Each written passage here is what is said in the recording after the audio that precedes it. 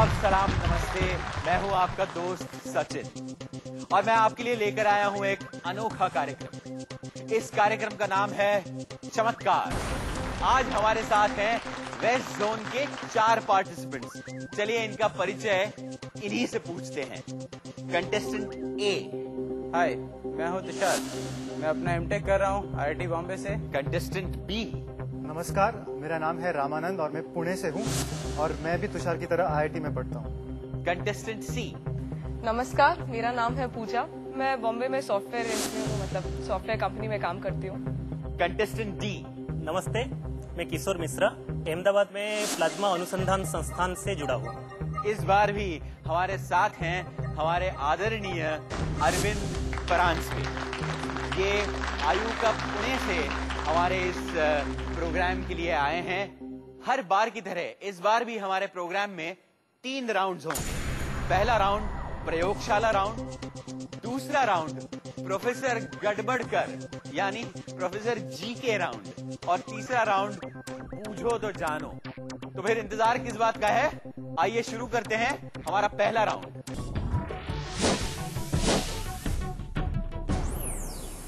प्रयोगशाला राउंड शुरू करने से पहले मैं आपको नियम समझा दूं। मैं यहां आपके सामने 2 प्रयोग करूंगा। हर प्रयोग से जुड़े 4 सवाल होंगे। इस सवाल का जवाब अगर आप दे पाएं तो आपको 10 मार्क्स मिलेंगे और अगर ये सवाल पास ओवर हो गया तो अगले कंटेस्टेंट को सिर्फ 5 मार्क्स मिलेंगे। ठीक है, तो शुरू करते हैं पहला प्रयोग। मेरे पास ये एक इंक ड्रॉपर है। इस इंक ड्रॉपर को पानी में डालकर पानी लेकर मैंने इस बोतल के अंदर डाल दिया है। इसके अंदर अगर आप गौर से देखें तो एक इंक ड्रॉपर ऑलरेडी है। अब आप मेरा मैजिक देखें। इस ड्रॉपर की तरफ मेरी उंगली है। ओ देखिए, जिस तरह से आपने देखा कि मेरी उंगली के इशारे पे ये ड्रॉपर नीचे आ गया। इसी से जुड़ा हुआ मेरा पहला सवाल है कंटेस्टेंट ए के लिए कि ये इंक ड्रॉपर मेरी उंगली के इशारे पर कैसे चला। अपने बॉटल को दबाया जोर से, ऊपर का जो बची कुछ एयर है जो ढक्कन के पास है वहां पर प्रेशर बढ़ गया।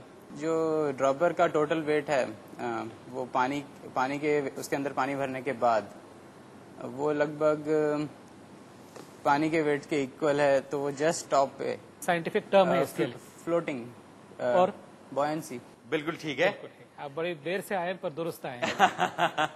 Thank you. इन्हें इस जवाब के मिलते हैं पूरे 10 अंक। अब मैं यही बात आपको विस्तार से समझाता हूँ। बोतल को धीरे से दबाने पर बोतल के अंदर हवा का दबाव बढ़ जाता है और पानी इंक ड्रॉपर के अंदर जाना शुरू करता है। इससे इंक ड्रॉपर का वजन बढ़ जाता है और इंक ड्रॉपर नीचे बैठने लगता है।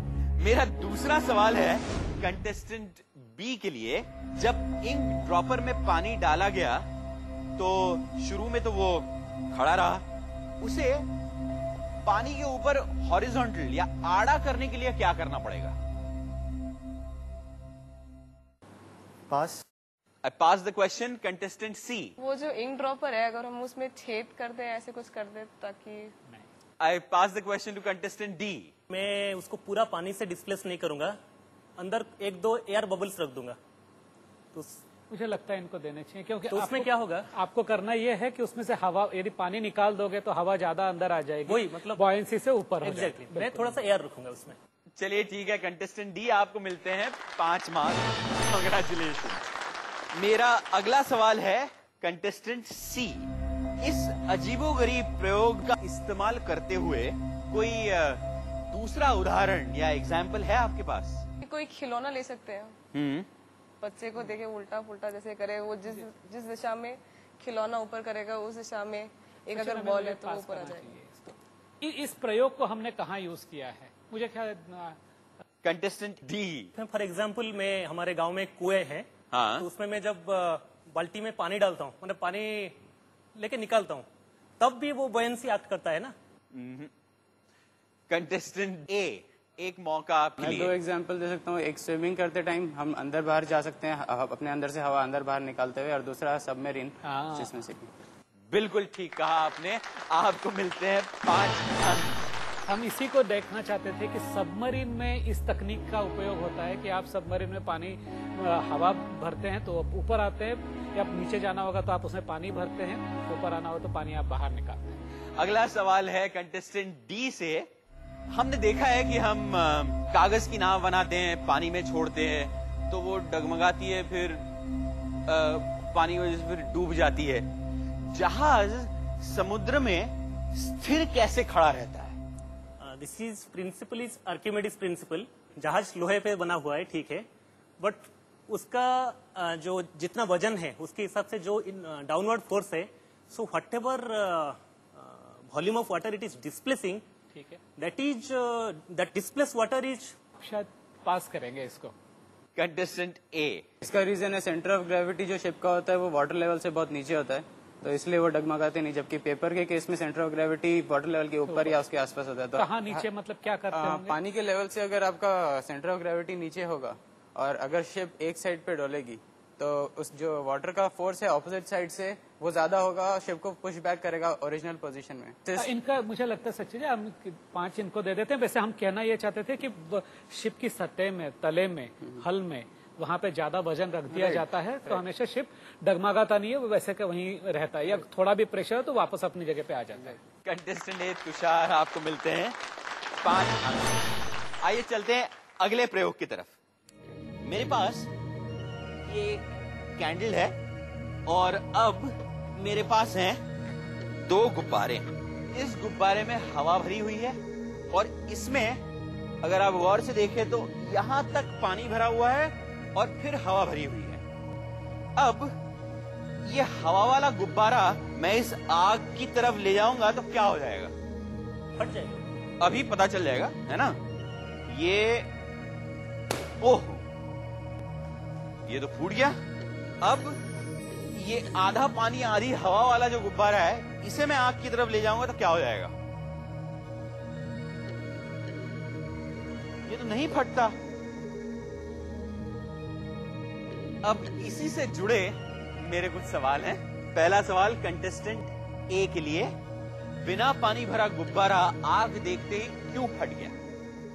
इसका मेन रीजन ये है कि कैंडल के गर्मी से अंदर की हवा तेजी से एक्सपैंड हुई, और दूसरा रीजन, और साथ ही साथ जिस जगह पर कैंडल ने बलून को हीट किया वहां पर बलून थोड़ा नरम हो गया और उसकी वजह से वो फट गया, ज्यादा हीट होने की वजह से। बिल्कुल ठीक है, 10 मार्क्स मिलते हैं आपको। कंटेस्टेंट बी, पानी से भरा हुआ गुब्बारा आग दिखाई देने पर क्यों नहीं फूटा? वो वाटर से वो गैसियस स्टेट में वो इवेपोरेट हुआ, तब जो पानी उसमें कम हो गया, वो स्पेस, वो वॉल्यूम, वो जो स्टीम या जो गैसियस स्टेट में है वो उसने ऑक्यूपाई किया। नहीं। सवाल कंटेस्टेंट सी, पानी को गर्म करके वेपर बनने के लिए टाइम लगता है। हाँ। तो इसी दौरान आपने जितने समय के लिए उसे रखा, उस दौरान वो सिर्फ गर्म हो रहा था और कुछ नहीं हुआ, इसीलिए वो गुब्बारा नहीं फूटा। Contestant D, actually this is to do with heat capacity of water. So जैसे हमने फॉर एग्जांपल उसको नीचे कैंडल रखा, उसको गर्म किया, हाँ, तो हीट तो ट्रांसफर होगी ही हाँ। बैलून की मटेरियल से वाटर को, and water is a very good observer. इसी जवाब का हमें इंतजार था। आपको मिलते हैं 5 अंक। पानी की जो स्पेसिफिक चीज जिसे हम कहते हैं, उसकी उष्णता को ग्रहण करने की क्षमता जिसे हम कहते हैं वो इतनी ज्यादा है कि जैसे सचिन जी ने उसमें पानी को गुब्बारे के नीचे आग लगाई तो वो पानी ना उसकी ऊष्मा को सोख लिया। प्लास्टिक को फटने के लिए जो ऊष्मा की जरूरत थी वो मिली नहीं, इसलिए वो फटा नहीं। एक ऐसा वक्त आ सकता है कि जब इतनी ऊष्मा बढ़ जाएगी तो फट जाएगा। मेरा अगला सवाल कंटेस्टेंट सी, पूजा आपके लिए, हमने इसमें पानी का ही प्रयोग क्यों किया? Because of the heat absorbing capacity of water. ठीक है, और तेल और पेट्रोल लेंगे तो फिर उसका इग्निशन फट ही टेम्परेचर जाएगा। काफी लो होता है, इट विल कैच फायर। बिल्कुल ठीक है, आपको मिलते हैं 10 मार्क्स। कंटेस्टेंट डी, आपका सवाल, इस सिद्धांत का प्रभाव हम हमारे वातावरण में कहाँ देखते हैं? फॉर एग्जाम्पल अब अगर बॉम्बे में है, जैसे सी के पास है, हाँ, सो समंदर पास में है साइड में, एंड इट इज अर्थ, सो सन की रेस तो दोनों इक्वल पड़ता है, हाँ। बट पानी बहुत ज्यादा सोखती है एंड बहुत लेट पे गर्म होती है। बिल्कुल। तो उसकी वजह से फॉर एग्जांपल आप नून के तरफ आप देखेंगे तो समंदर गर्म नहीं होगा, बट जो अर्थ है वो गर्म हो गया होगा। तो तब क्या होगा कि आपका हवा जो है वो कम दबाव से ज्यादा दबाव से कम दबाव तक होगा, और ये फेनोमेना रिवर्स हो जाएगा आफ्टरनून में। आपको मिलते हैं पूरे मार्क्स। इस पहले राउंड के बाद मैं एक बार स्कोर्स बता दूं। Contestant A 30 marks, contestant B 0 marks, contestant C 10 marks और कंटेस्टेंट डी 20 मार्क्स। यहां पर हम लेते हैं एक छोटा सा ब्रेक, कहीं जाइएगा मत, हम जल्द वापस आ रहे हैं।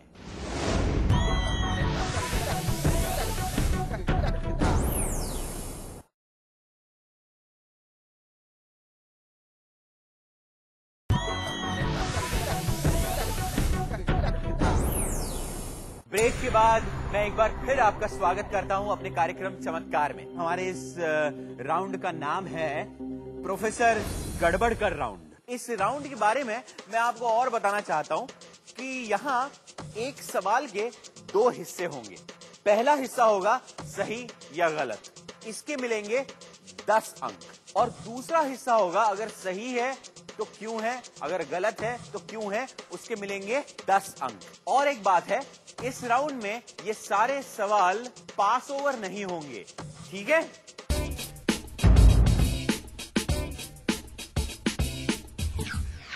अरे अरे प्रोफेसर जी, ये क्या बात है? अब देखिए हमारी शूटिंग है, आपने अभी तक हजामत नहीं की। वही तो मैं आपको कहने वाला था। सुनिए तो सही मेरी बात सचिन जी। हाँ बताइए। वो क्या है ना कि मुझे नीले रंग की शेविंग क्रीम बड़ी पसंद है। हाँ। तो मैं मार्केट से उठा लाया। ये देखिए ना कितना अच्छा झाग है ना, मुझे झाग बहुत पसंद है। और अभी तो मुझे ऐसा लग रहा है कि मैं खुद एक साबुन हूँ और मुझमें से ही झाग निकल रहा है। एक परेशानी है सचिन जी मेरे को। हाँ जी। वो क्या है ना कि किसी और रंग या खुशबू का साबुन में खरीदता हूँ तो उससे जो झाग निकलता है ना, वो सब तरीके से सफेद रंग का झाग ही क्यों निकलता है? ओह, अच्छा। तो चलिए हमारे कंटेस्टेंट ए से पूछते हैं, सारे रंगीन साबुनों के झाग सफेद ही आते हैं, सही है या गलत? सही है। बताइए सही क्यों है? असल में जब उसके ऊपर रोशनी पड़ती है तो झाग में हवा भी होती है और उसमें बबल्स फॉर्म हो जाते हैं। तो जब रोशनी पड़ती है तो वो रोशनी सब जगह फैल जाती है और सारे कलर्स फाइनली मिक्स होके हमारी आंखों में पहुंचते हैं, तो हमें सब सफेद दिखाई देता है। करेक्ट। कंटेस्टेंट ए तुषार, आपको मिले हैं पूरे के पूरे 20 पॉइंट्स। कांग्रेचुलेशंस। अरे ये क्या बात है प्रोफेसर साहब, अब आपको नींद भी आ रही है? वो क्या है ना सचिन जी, आज नाश्ता बड़ा तगड़ा हुआ था। मकई की रोटी, परोठे, जलेबी, रसगुल्ला, गुलाब जामुन वगैरह वगैरह। क्या बात है, क्या बात है। अब इतना अच्छा नाश्ता हो गया तो आप में तो फुर्ती होनी चाहिए। नहीं वो क्या है ना, इतना हैवी नाश्ता किया ना तो मेरे बदन का वजन है ना वो बढ़ गया। हाँ। और मेरे शरीर में इतनी ताकत नहीं है ना कि वो बढ़ा हुआ वजन संभाल सके ना। हाँ। इसलिए मुझे नींद आ रही है। अच्छा। चलिए कंटेस्टेंट बी से पूछते हैं, ज्यादा खाना खाने से आदमी में शक्ति और ताजगी आती है, सही है या गलत है?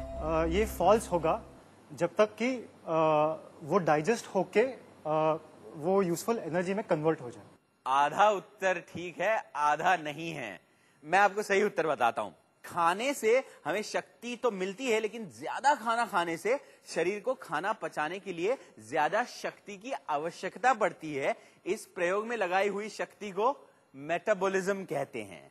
आपने आधा जवाब दिया, आपको मिलते हैं 10 मार्क्स। सचिन जी। हाँ। तो क्या है ना, मैंने पढ़ा था कि जो नॉर्थ पोल के भालू हैं, हाँ। जिन्हें हम पोलर भालू के नाम से जानते हैं, हाँ।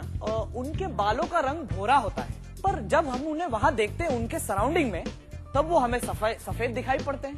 अब मैं बहुत परेशान था इस बारे में। फिर मैंने अपने अकल के घोड़े दौड़ाए, तब मुझे ऐसा लग रहा है, मुझे ऐसा डाउट आ रहा है कि शायद उनके सराउंडिंग में इतना बर्फ रहता है तो उस बर्फ पे शायद उनका कलर रिफ्लेक्ट होकर व्हाइट दिखाई देता है।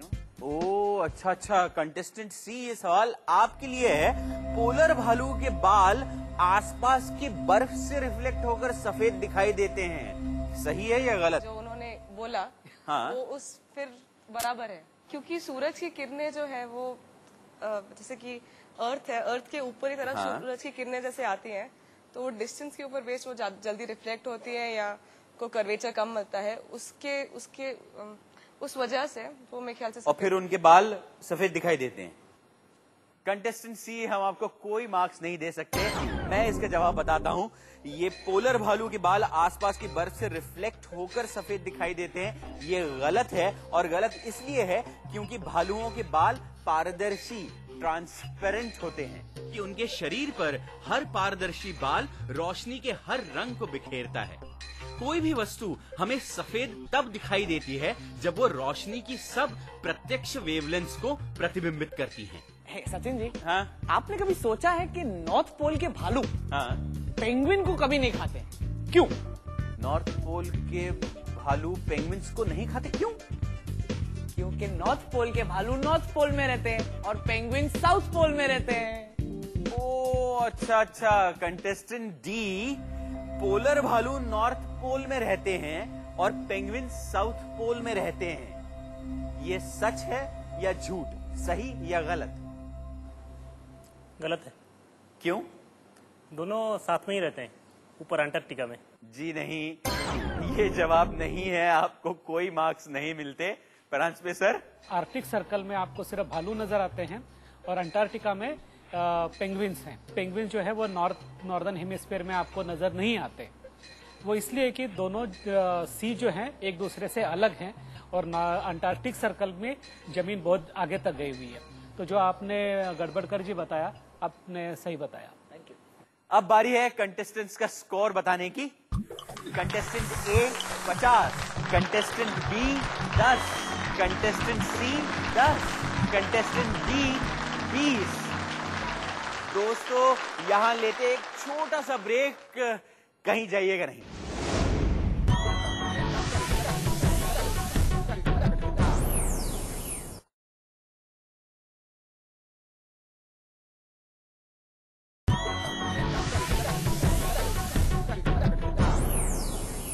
ब्रेक के बाद आपका एक बार फिर से स्वागत है। शुरू करते हैं आज का तीसरा और आखिरी राउंड, जिसका नाम है बूझो तो जानो। ये बजर राउंड है, इसमें आप सबसे 8 सवाल मैं पूछूंगा। जो पहले बजर बजाएगा, जवाब देने का मौका उसी को मिलेगा। हर सही जवाब के लिए मिलेंगे 10 अंक, लेकिन हर गलत जवाब के लिए 5 अंक काट लिए जाएंगे, इसीलिए सावधान।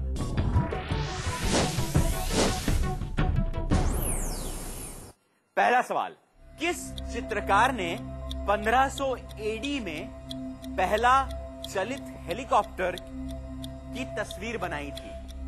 उसके पास इसका आविष्कार करने के साधन नहीं थे।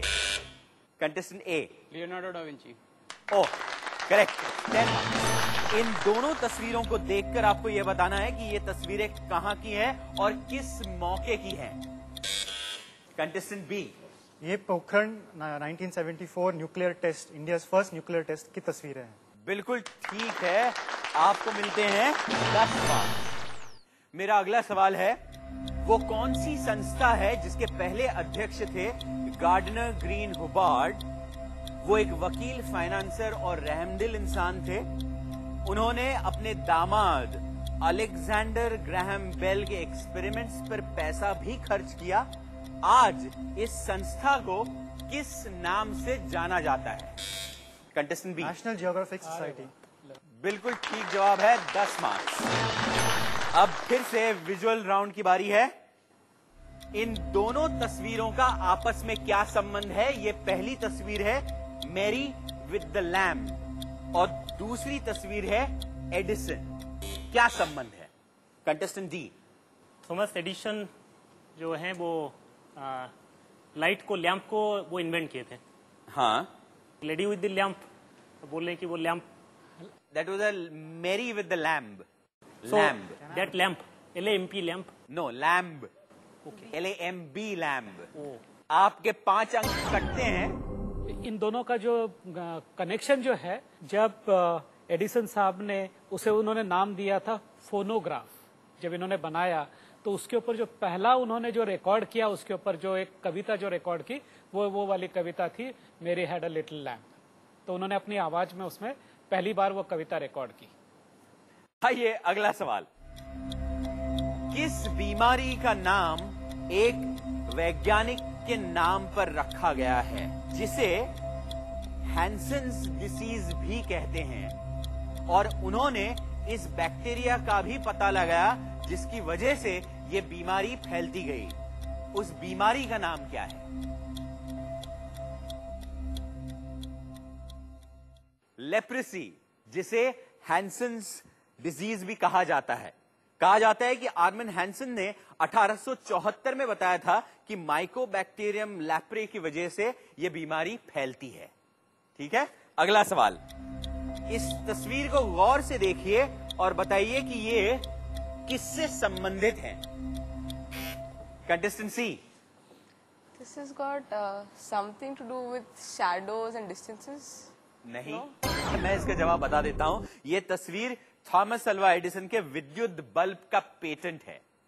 मेरा अगला सवाल, जमीन के उस पॉइंट को क्या कहते हैं जहां पर न्यूक्लियर बॉम्ब टेस्ट किया जाता है? Contestant B. Ground zero. Correct, 10 marks. अगला सवाल, इस कार की तस्वीर को गौर से देखें और बताइए इस तस्वीर का नाम क्या है और किसने बनाई है? Volkswagen or something? Beetle? आधा आंसर आपने दे दिया है, बस 10 मार्क्स के लिए एक और कोशिश। नाम तो नहीं पता। बिल्कुल आपको कोई मार्क्स नहीं दे सकते हम। मैं आपको जवाब बताता हूं। वोक्सवैगन बीटल की डिजाइन अडोल्फ हिटलर की थी। दोस्तों, यह था हमारा आखिरी राउंड। इस राउंड के बाद हम बताते हैं कि किस पार्टिसिपेंट ने क्या स्कोर खड़ा किया है और साथ ही बताते हैं आज का विजेता कौन है।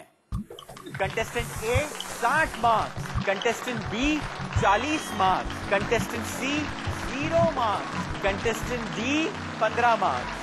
तो आज के विजेता हैं कंटेस्टेंट ए तुषार। कॉन्ग्रेचुलेशंस, अब आप क्वालिफाई करते हैं हमारे जोनल फाइनल के लिए। आपका और हमारा साथ आज यहीं तक। हम फिर आएंगे नए नए चमत्कारों और दुनिया के अद्भुत विज्ञान को आपसे परिचित करवाने के लिए। हम आपसे फिर मिलेंगे, तब तक के लिए चमत्कार के साथ नमस्कार।